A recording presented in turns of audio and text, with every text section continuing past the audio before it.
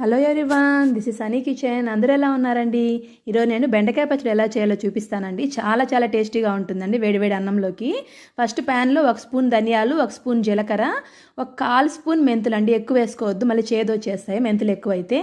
వేసుకొని ఒక 5-6 ఎండుమిరపకాయలు వేసుకొని బాగా వేయించుకొని పక్కన తీసి పెట్టేసుకోండి. దీంట్లోనే ఒక 4-5 తెల్లబాయలు కూడా వేసుకోండి, బాగుంటుంది. ఇప్పుడు దీంట్లో అదే ప్యాన్లో కొంచెం ఆయిల్ వేసేసి బెండకాయలు బాగా వేయించుకోండి, హై ఫ్లేమ్లోనే వేయించుకోండి. తర్వాత కొంచెం సాల్ట్ వేసి మూత పెట్టేసేయండి, బెండకాయలు బాగా వేగిపోతాయండి.